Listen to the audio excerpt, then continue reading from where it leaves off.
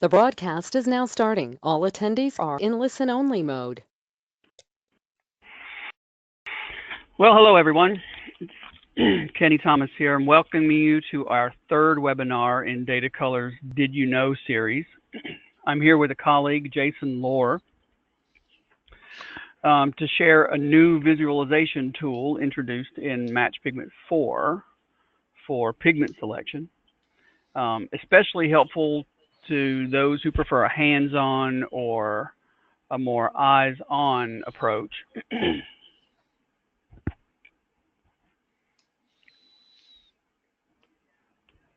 Hold on. Move to the next slide, please. It'll take, there we are.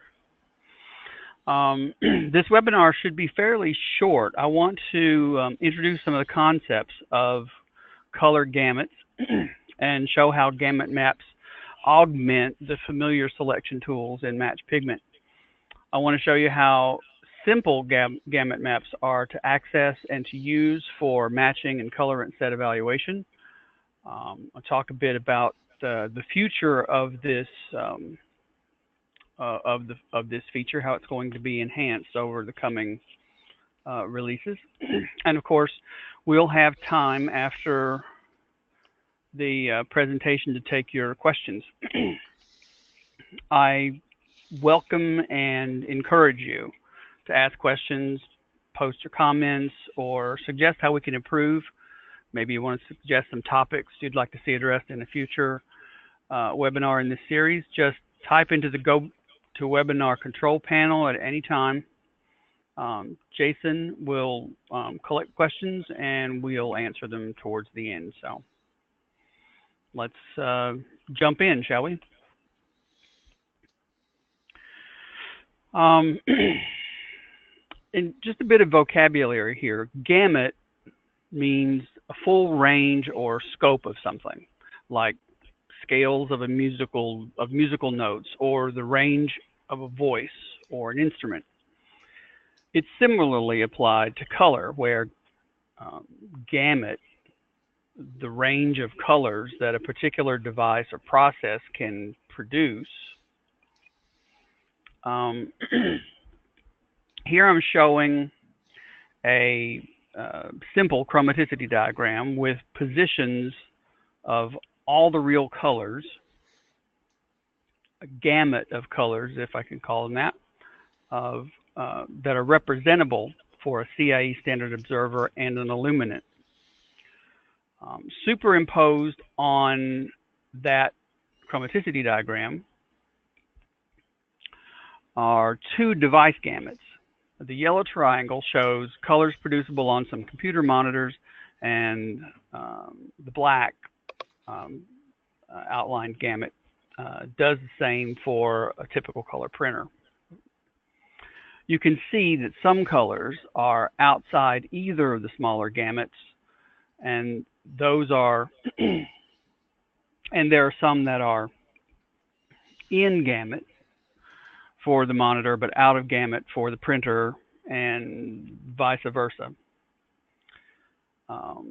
You may also hear the term gamut mapping applied to not just the creation of the map, but for methods for dealing with colors across devices, deciding compromises when displaying an out-of-gamut color. Now, today we're not considering this definition, so if I say gamut mapping, I'll be using the word just to mean drawing a map. I hope that's clear. It seemed clearer when I was writing it than when I was saying it. What good are gamut maps? Why are they useful? Well, they're handy for deciding whether a particular color or particular colors can be made with a particular bunch of colorants. That's something most of you likely have an interest in. It's one of the first questions to decide for color matching. Certainly good information to have when you're putting together a set of production pigments or replacing some discontinued colorants, or just saving some money on a pigment that you may not need colorimetrically. Now, here I have two screen captures from Match Pigment 4 showing two 3D gamut plots in Formula Central. Both show the range of possible colors that can be made mixing white, black, red, and yellow. They're different because the one on the left uses an iron oxide yellow, a duller yellow, and the one on the right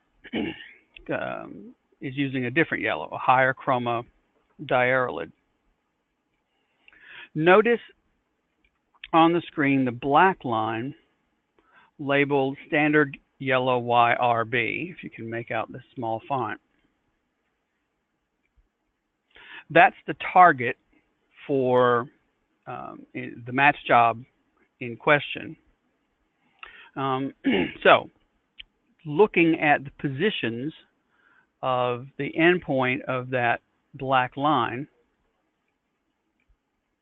I can see that that yellow target color is out of gamut. So the yellow target cannot be accurately displayed using this device. Or the way we're using this term device is that color cannot be accurately matched using that pigment selection. On the right-hand side, the target is in gamut and can be matched using the organic yellow.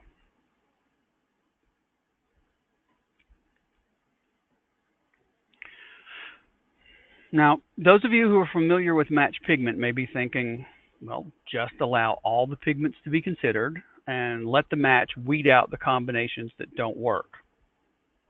Absolutely. It's a perfectly valid approach, one we've been using for years. And you can still do the same thing in Match Pigment 4. There's also the possibilities that we mentioned in the previous webinar with ingredient priority and compatibility preferences. Match 4 supports them all. You can use one method or all three depending on what fits your goal. So you work the way that fits your needs. There are advantages and disadvantages to probably any of the options. I want to show you the difference in results taking those larger and then a very restricted colorant selection. Here we see the result of the large description gives me a number of different pigment combinations. And the result from the smaller one gives me one very focused formula. Now, the same pigment combination, aside from the fact that I also limited the maximum number of pigments in this formula to be 4 rather than a total of 5, the same pigment combination was found. So do the analysis and pick from the possibilities before matching or after matching. I want to take a few moments and show you how, is this going to work?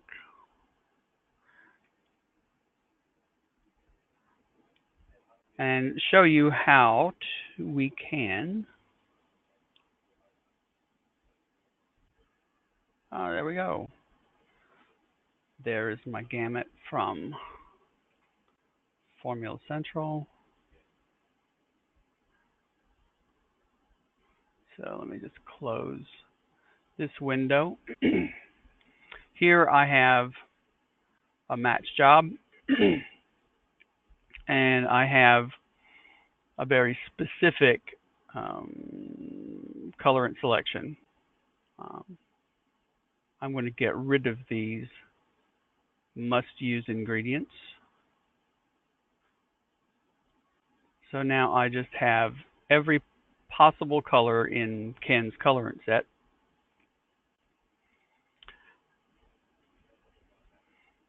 And to access the Gamut Map feature, it's right on the shortcut bar for the evaluation panel. And by clicking it, I get a plot that lists all the possible colors, all the possible pigments that I can use. And here's the 3D volume rotated. Let me get yellow up to this side. Now, it's not very clean. If I throw everything, it's pretty obvious. If I throw everything at this color, at this target, it's easily shown to be in Gamut. But what if my favorite pigments are red oxide, yellow oxide, and I'll put in some black because I like 3 pigments. We can zoom in here and zoom out, but it's pretty easy to see that this guy is not the target color here, right there, is out of Gamut. By changing the yellow and giving this a rotation, make sure I'm looking from all angles up and down. This is pretty close, if not completely in Gamut.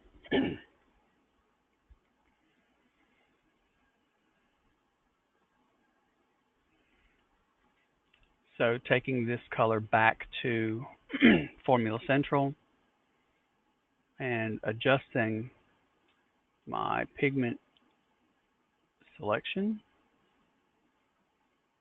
my organic yellow, my oxide red, my black, and my white.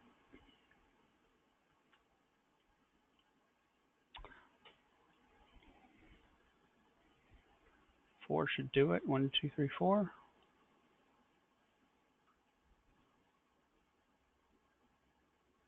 And activate a matching tool.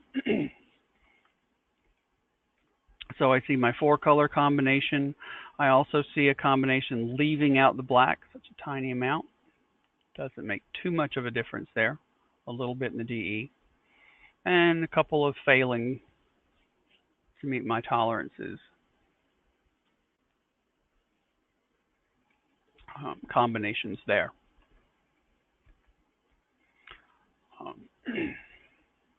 The other option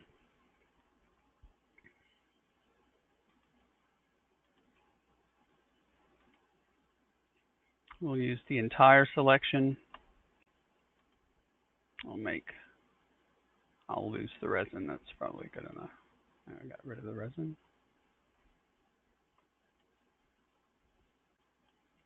Come on.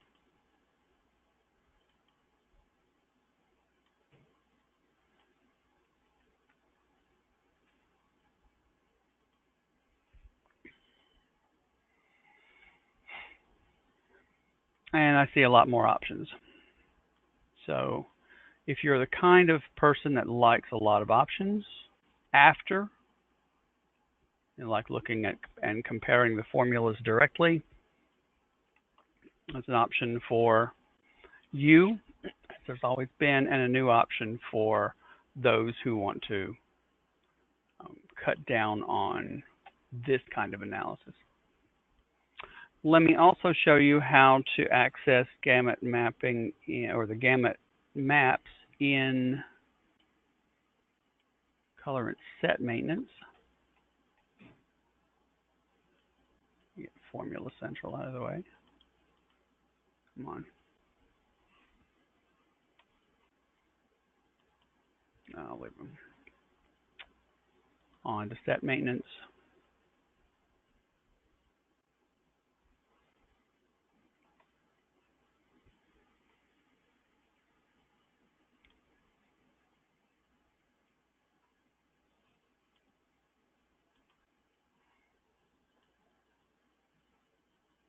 There we are.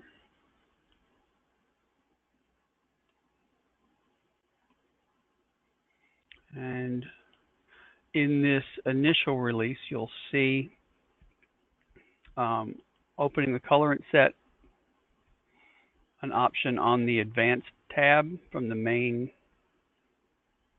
set maintenance window, option color gamut, and this basically opens the same kind of display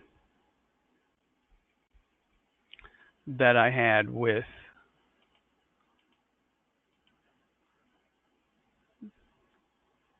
Formula Central.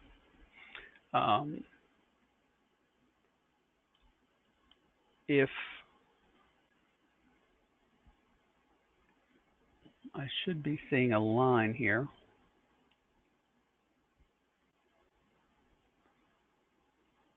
A very thin line. Let me get another color in there.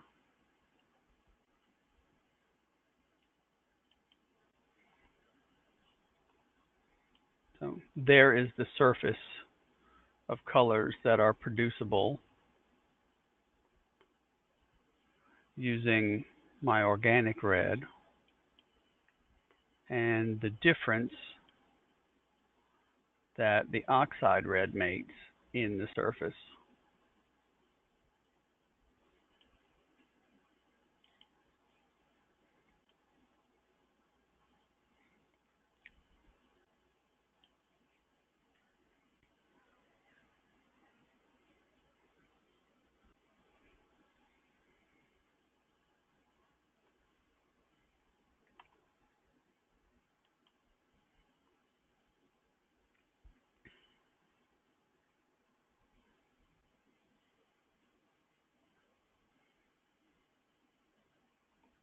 I want to show you some of the, or list some of the things that are in the pipeline for the upcoming releases of Match 4. At the moment, this is a single target color at a time, but version I just saw in development would let you analyze multiple target colors. So if you're dealing with patterns and you want to be sure about color harmony, to get a pigment selection that would match all the colors in a particular pattern, that's coming. More obvious and separate in gamut, out of gamut indicators. It can be a little tough when you're looking at the shaded area and those shaded surfaces to know whether a sample is definitively in or out of gamut.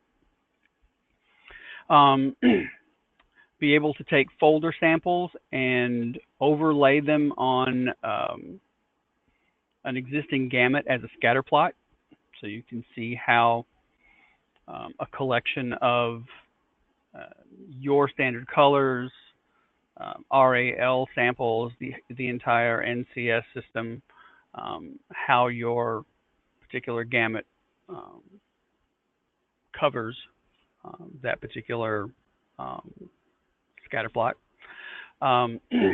Save the selected gamut as a jobs colorant selection rather than having to go back and repeat the work, reselect. Overlay a gamut with a scatter plot of smart match points, which is pretty cool. You'll be able to zoom in to a specific region of color space around the target by giving it a specific DE. Evaluate the distribution of colors in palette libraries or external collections, or in the pigment library colorant set, evaluate to identify more automatically gaps in coverage or candidate pigments for consolidation.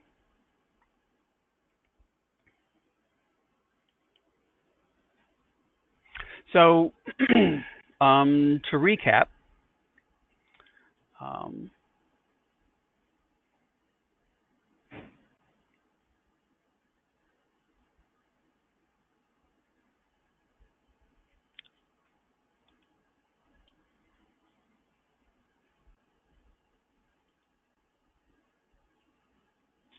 Gamut Map give you options for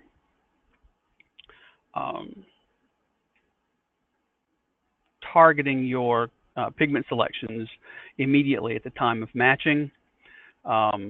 Still the ability to use automated combinatorial when you want to see all the possible formulation options. Helping to spot gaps and redundancy in colorant sets.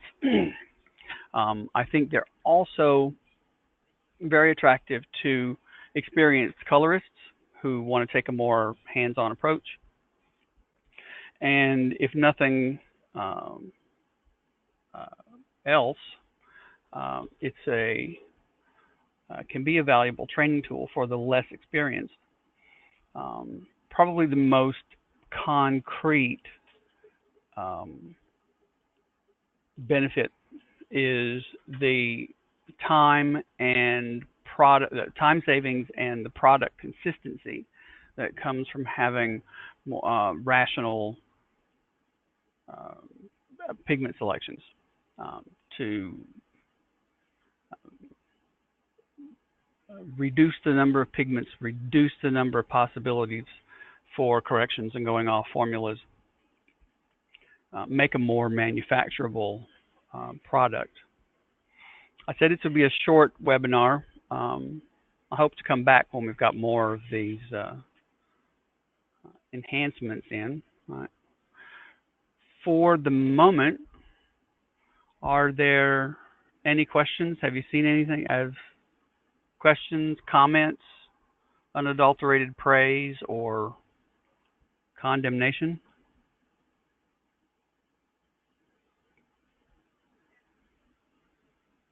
Hello, Jason? I'm here, Kenny. I don't see any questions come through quite yet. Okay. The one thing I'll add, I know we showed that the future enhancements, what we plan to do with gamut mapping in the future. While I can't commit to a date, I can tell you that we do have quite a few of these things completed, but we're working more on the user interface to make it prettier and those types of things. But your feedback on additional items you can see useful is definitely something we would value. But also, if you have any questions concerning how it works today, or maybe even what the future holds. The other thing that I will add is if you do have Match Pigment 4.0, the new features will not be something that you will have to purchase. They will come in as a dot release. So dot releases will be free of charge for anybody that has Match Pigment 4.0 currently. Excellent. Better and free. Who doesn't like that? So I don't see any questions coming through, which all right. Well, I guess means you did a great job, Kenny. Means I answered them all, or everybody's asleep. We're the final webinar in the series for 2018 is coming up on Tuesday, December the 4th. And there's a link here where you can go to register for this upcoming webinar. Its topic is going to be on Smart Match and Match Pigments learning algorithms. So if you need more support, you want to contact us directly, you are more than welcomed. Please feel welcome to do that. I'm grateful to have you join us. Until next time, goodbye. Thanks, everyone. Goodbye.